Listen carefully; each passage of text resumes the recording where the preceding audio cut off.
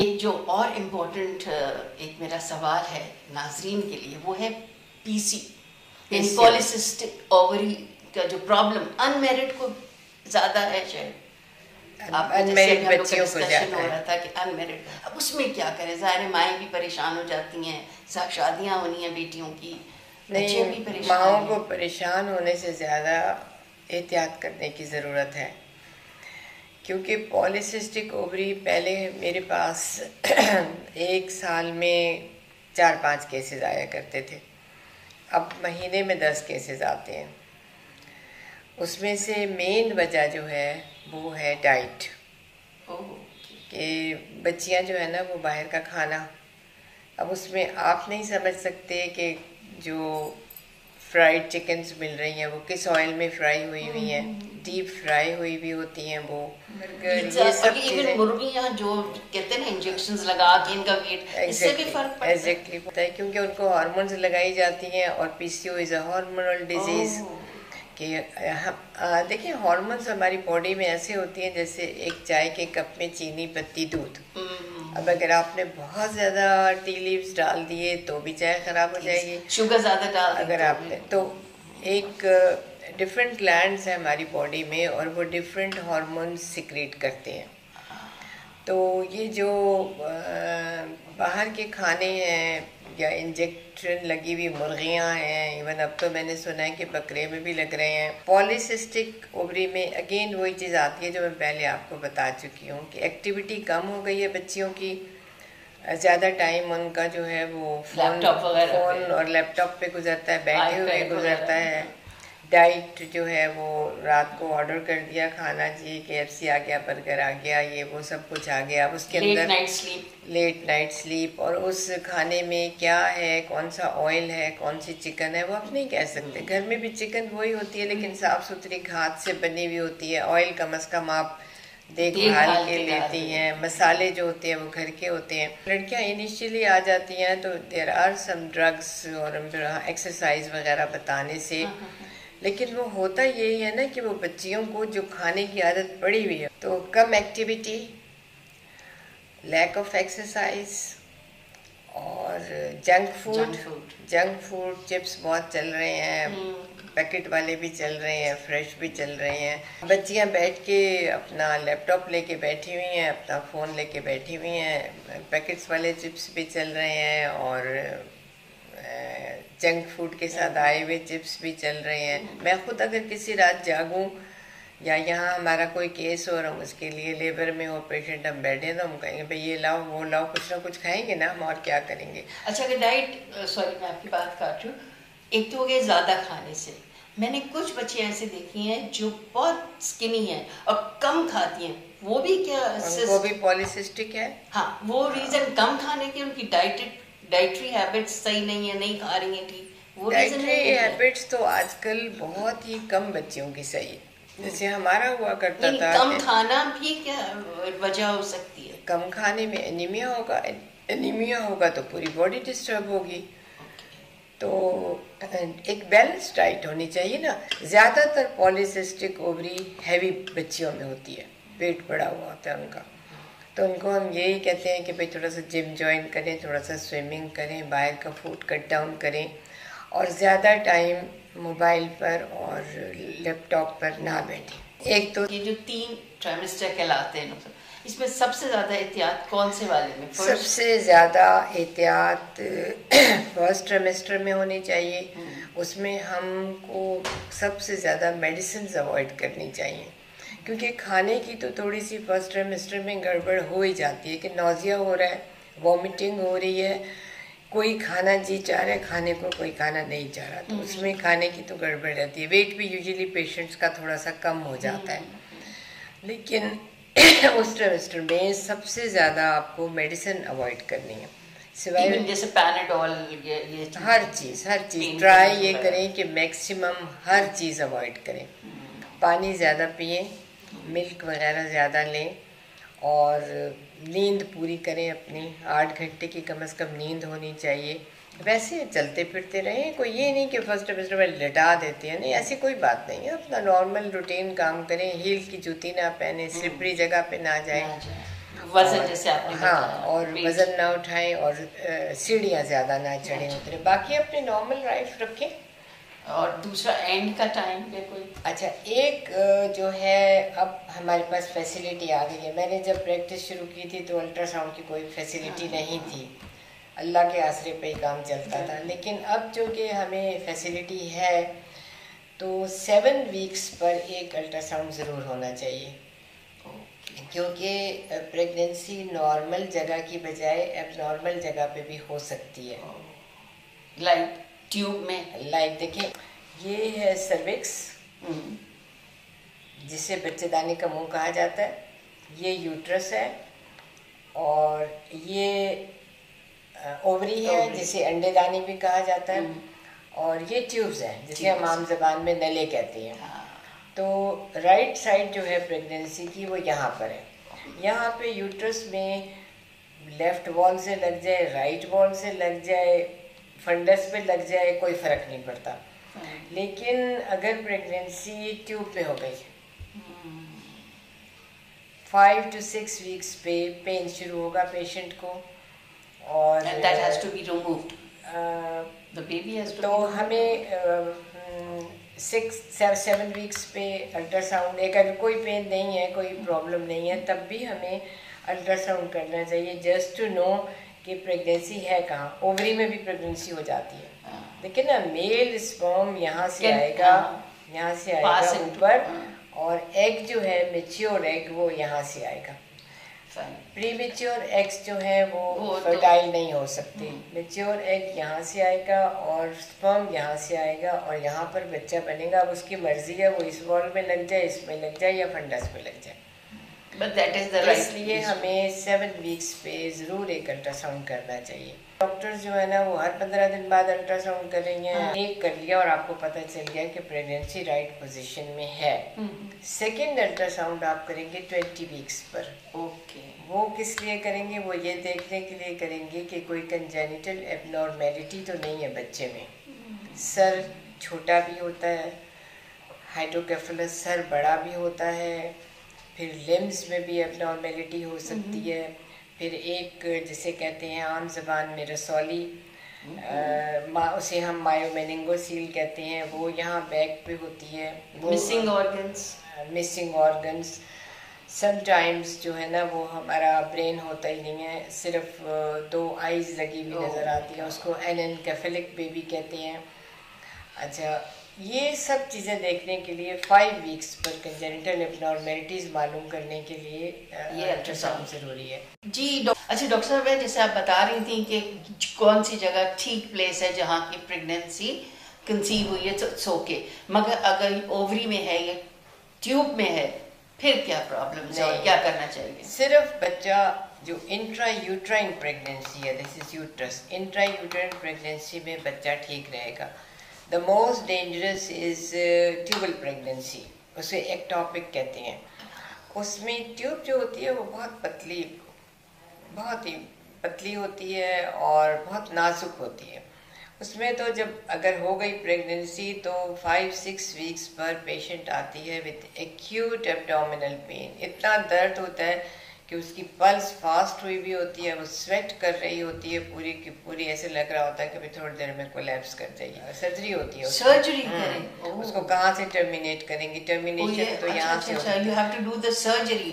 उस सूरत में हम फ़ौरन उसको सर्जरी के लिए प्रिपेयर करते हैं। उसका ब्लड प्रेशर वगैरह सब डिस्टर्ब होता है, उसको मेंटेन करके हम फ़ौरन सर्जरी के लिए, और सर्जरी में अगर ट्यूब फटी नहीं है तो कोशिश ये करते हैं ट्यूब को बचाने के लिए कि उसको स्क्वीज़ करके प्रेगनेंसी को यहाँ से निकाल के और पिक कर लें कि वो ज़्यादा सेफ रहे। लेकिन वो बहुत कम केसेस में होता है। जब अगर ट्यूबल प्रेगनेंसी है तो पेशेंट बहुत ही बुरी कंडीशन में आती है, स्वेट कर रही होती है, ब्लड प्रेशर बिल्कुल डाउन होता है, उसका पल्स बड़ी फास्ट होती है, that is an acute emergency.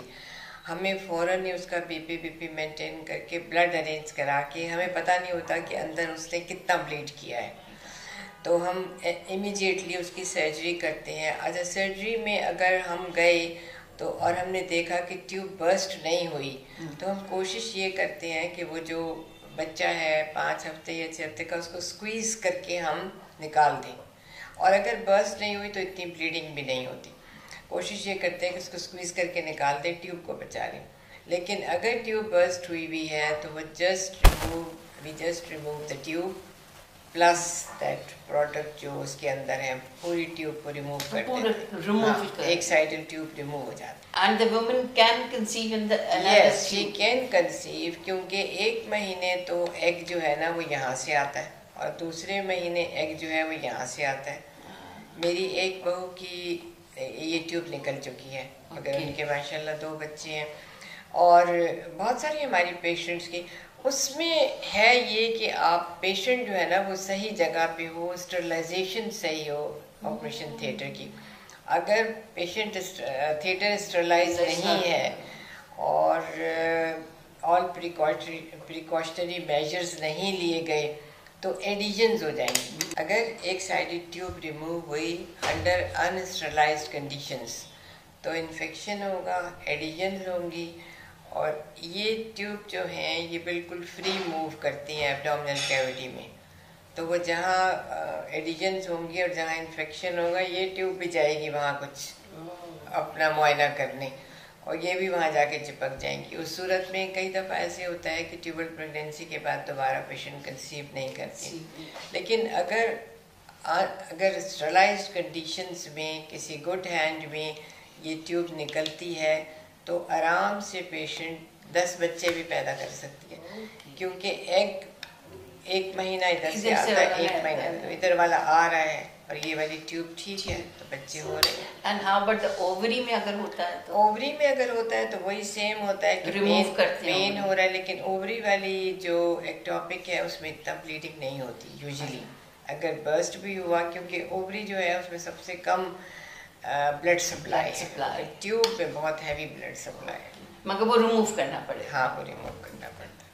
Thank you very much. Remove ज़रूरी नहीं है कि हम पूरा ओवरी रिमूव कर दें, हम उसमें कट करके जो बेबी आउट कर लेते हैं। जो नेक्रोज्ड हो गया है, ख़राब हो गया है ओवरी, ज़्यादा से ज़्यादा हम कोशिश ये करते हैं ड्यूरिंग एनी सर्जरी कि हम ओवेरियन मैस को प्रिजर्व रखें, क्योंकि ओवरी से यंग हार्मोन ईस्ट्रोजन जो है वो प्रोड्यूस होती है। अगर हमने दोनों ओवरीज रिमूव कर दी किसी यंग पेशेंट की तो जल्दी उसके बाल सफ़ेद होंगे, बुढ़ापा जल्दी तारी होगा। तो we always try to preserve this mess.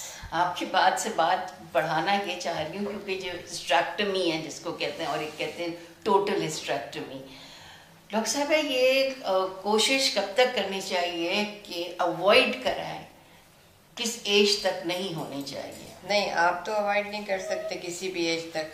बाज़ दफ़ा एक यंग लड़की है और उसका कोई बच्चा भी नहीं है और उसको यूट्रस में कोई ऐसा मसला हो गया है जो उसके लिए लाइफ थ्रेटेंड है, तो you have to remove. Unmarried लड़कियों की भी रिमूव हो जाती है।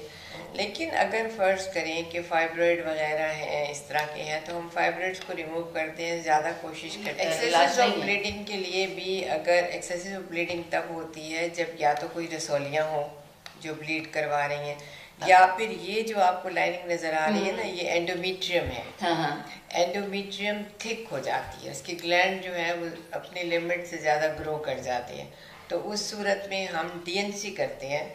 जरूरी तो नहीं है ना कि उसमें हिस्टेरेक्टमी की जाए? नहीं, और क्योंकि कोशिश यही होनी चाहिए डॉक्टर की, हाँ, कि मिनिमम यानी कोशिश, क्योंकि कहते हैं कि 30-40 तक कोशिश होनी चाहिए कि हिस्टेरेक्टमी, जो मैंने सुना है कि ना कराएं। तो देखिए 40 से पहले हम कोशिश करते हैं कि हिस्टेरेक्टमी ना हो। अब आज मेरे पास जो सर्जरी हुई है वो एक्चुअली सब डॉक्टर्स ने उसको कहा था कि हिस्टेरेक्टमी होगी। उसका एक बच्चा पैदा हुआ। प्लेसेंटा एक्रीटा एक कंडीशन है जिसमें कि प्लेसेंटा के इस यूट्राइन वॉल के अंदर चला जाता है और उसमें बहुत ब्लीड करता है। तो आज मैंने अपनी हेल्प के लिए एक हेड ऑफ द डिपार्टमेंट है प्रोफेसर गुफराना, अभी आपसे पहले के लिए मैंने उनको भी बुला लिया। मैंने कहा एक ओपिनियन से, क्योंकि वो लोग और उनका कहना भी सही था कि पहला बच्चा था उनका, तो कह रहे थे यूट्रस हर हालत में बचना चाहिए, और अल्लाह का शुक्र है हमने बचा लिया। हम कोशिश ये करते हैं कि यूट्रस को टिल द एज ऑफ 40 बचा लें ताकि उनकी फैमिली कंप्लीट हो जाए। अब दूसरे उसके आफ्टर इफेक्ट्स क्या होते हैं अगर हिस्टेरेक्टमी अर्ली एज में हो जाए? अगर अर्ली एज में हिस्टेरेक्टमी हो जाए तो वही इफेक्ट होते हैं जो बुढ़ापे के इफेक्ट होते हैं। औरत जल्दी बूढ़ी हो जाए, जल्दी बूढ़ी होती है, क्योंकि बल्कि हिस्टेरेक्टमी नहीं, अगर total hysterectomy, total abdominal hysterectomy में ट्यूब्स, ओवरीज, ये वो सब चीज़, कुछ कंडीशन जैसे कि initial stage of carcinoma, adenomyosis, कई ऐसी कंडीशंस हैं जिसमें माँ की जान का खतरा होता है, तो हम टोटल कर देते हैं। अब टोटल में जो यंग हार्मोन सिक्रीट करने वाले ग्लैंड हैं वो भी निकल गए। जो औरत को यंग रखने वाली चीज़ है यूट्रस, वो भी, एक तो इनका के ऊपर भी फर्क पड़ता है। दूसरा ये कि साइकोलॉजिकली औरत सोचती है मेरा तो, मैं तो लुट गई, मेरा तो सब कुछ चला गया, तो फैक्ट्री गॉन। ऊपर से वो फैमिली वाले कहते हैं अरे इसका अब क्या होगा, इसका तो इसके तो बच्चेदानी ही नहीं है, ये तो अब मर्द बन गई।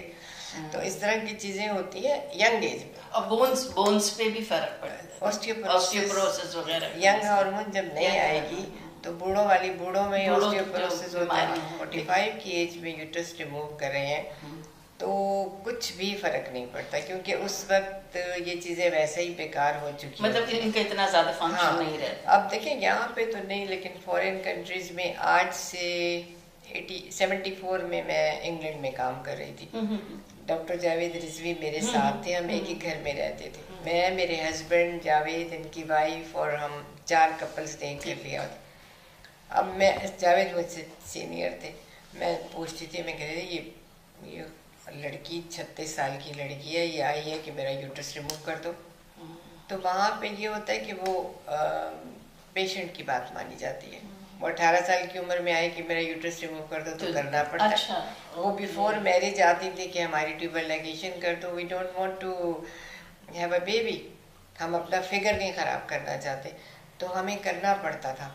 यहाँ हम नहीं करते, हम सास को कंसल्ट करते हैं, ससुर को कंसल्ट करते हैं कि भाई इसको समझाओ, तो बगैर हस्बैंड की कंसल्ट के तो कुछ भी नहीं कर सकते। तो अगर यंग एज में यूट्रस, अब उनसे मैं पूछती थी कि तुम क्यों रिमूव कराना चाहते हो, तो वहाँ पर ये कहते हैं कि यही चीज़ सबसे ज़्यादा इज्जत भी देती है औरत को, और यही चीज़ सबसे बड़ी दुश्मन भी है औरत की, जैसे कैंसर वगैरह। हाँ, आफ्टर कैंसर, एडिनोमायोसिस, ये वो बहुत कुछ। लेकिन आफ्टर 40 कोई खास फर्क नहीं पड़ता, क्योंकि उस वक्त ये वैसे ही अंडर 40 जो है वो। लेकिन मैं आफ्टर 40 भी ओवरी को देखना बिल्कुल आसान है कि ये हेल्दी है या नहीं। जैसे ही खोलो एब्डोमेन, अगर ये ब्लैक हो रही है, इसका कुछ पोर्शन ब्लैक हो रहा है, तो समझ जाए कि ये खतरनाक है, इसको निकालो। लेकिन अगर दोनों ओवरीज वाइट हैं तो हम यूट्रस निकाल देते हैं और उनको हेल्दी छोड़ देते हैं।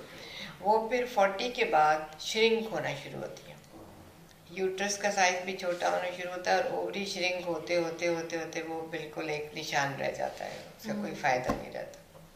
Thank you so very much doctor साहिबा। ये है कि मजहबी तौर पे जी आपके पैर के नीचे जन्नत आ रही है, आपको प्यारी सी चीज मिल रही है खेलने के लिए। क्रिएशन, एक तो अल्लाह क्रिएट तो करता है, फिर जो माँ की, वो कहते हैं ना, माँ को भी दूसरी जिंदगी मिलती है ना जब बेबी होता है, तो कितनी बड़ी बात है। और अल्लाह पाक ने माँ के दर्जात कितने बुलंद रखे हैं। बचपन, जब बच्चा छोटा होता है तो माँ कहती है जल्दी से बड़ा हो जाए और नेक बन जाए ये। जब वो बड़ा होता है, दूर चला जाता है अपने से, तो फिर वो हर वक्त रोती है कि मेरा बच्चा आ जाए मेरे पास, कैसे चल। मतलब माँ की लाइफ जो है ना, वो हमेशा ही मुश्किल में रहती है, और बच्चे के लिए माँ एक नेमत होती है जो हर वक्त दुआ करती रहती है। एक कहते ना, किसी बेटे ने कहा या औलाद ने कि माँ मैं तुम्हारे पालने का कर्ज चुकाना चाहता हूँ। अच्छा आओ बेटा। उसने कहा आज एक रात मेरे पास सो जाओ। अच्छा कोई बात नहीं है, तो कोई बड़ी बात नहीं है। वो रात को सोया, अब माँ खांस रही है, कभी उठ रही है, बेटा मुझे पानी ला दो, बेटा मुझे फला। पानी पीते पीते पानी गिर गया बेड पे। अब वो बच्चा, लड़का जवान हो गया है, इरिटेट हुआ और इरिटेट होने के बाद उसने कहा, माँ उस वक्त से मैं कितनी दफा तुमने मुझे उठाया, पानी से तुमने बिस्तर गीला कर दिया है और खांसे जा रही हो, मुझे खांसे जा रही हो और सब है।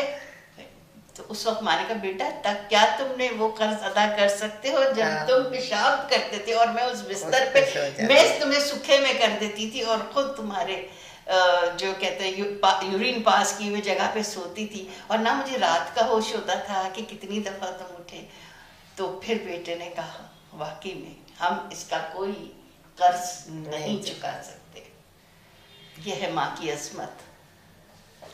तो वही तो बात है ना कि भाई तुम माँ बनने जा रही हो, फिर तुम परेशान क्यों हो रही हो, वॉमिटिंग का क्यों सोच रही हो, थकन का क्यों सोच रही हो। उस बात का सोचो जो आने वाले वक्त में अल्लाह ने तुम्हारी गोद में इंशाल्लाह जो नेमत मिल रही है उसका सोचो। मगर साथ में उन खवातीन के लिए भी दुख होता है डॉक्टर साहब जिनके ज़ाहिर पूरे 9 मंथ प्रेगनेंसी भी गुजरती है, या इवन 3 मंथ्स 4 मंथ 5 मंथ्स और मिसकैरेज हो जाता है, उनके लिए भी नहीं। उसके अलावा अगर आपको टाइम है थोड़ा सा तो मैं एक और बात भी बताऊं कि देखिए हमारे विलेजेस में कहते तो हैं, हम तो ये कहते हैं कि ज़िंदगी मौत अल्लाह के हाथ में है, वो बात सही है, लेकिन अब हमारे ये तुर्बत है, मकरान है, बलूचिस्तान है, वहाँ से बच्चे पेट में मरे हुए वो वहाँ से चलती हैं। हमारी गवर्नमेंट को चाहिए कि वहाँ पर कोई हॉस्पिटल की फैसिलिटीज़ प्रोवाइड करें। अब अगर एक बच्चा डेड है उसको वो लोग डिलीवर नहीं करा सकते, तो मदर के लिए भी उतने खतरनाक, मदर के लिए तो बहुत ज़्यादा खतरनाक है। फिर उनको बस नहीं मिल रही, फिर उनके पास पैसे नहीं हैं, वो यहाँ आकर पहुँचती हैं और यहाँ पे जब वो डेड बेबी डिलीवर होता है तो वो परेशान है कि कब्रिस्तान कहाँ है, हम इसको कहाँ लेके जाएं। वो तो अल्लाह मियाँ से मैं कहती हूँ कि उनका बहुत शुक्र है कि जितनी चैरिटी मैंने पाकिस्तान में देखी है इतनी मैंने दुनिया के किसी हिस्से में नहीं देखी। हमारे लिए कोई डिफिकल्टी नहीं है, हम ईदी को फ़ोन कर दें, हम चीपा को फ़ोन कर दें, या हम खुद भी ये कर देते हैं कि भाई कर देते हैं। गाँव गोठों में फैसिलिटीज़ तो होनी चाहिए, हमारी गवर्नमेंट को अच्छे हॉस्पिटल्स बनाने चाहिए, बेसिक फैसिलिटीज़ होनी चाहिए। Thank you. इसी बात पे मैं आपसे लेती हूँ इजाज़त। अल्लाह हाफिज़। पाकिस्तान जिंदाबाद। थैंक यू डॉक्टर साहिबा।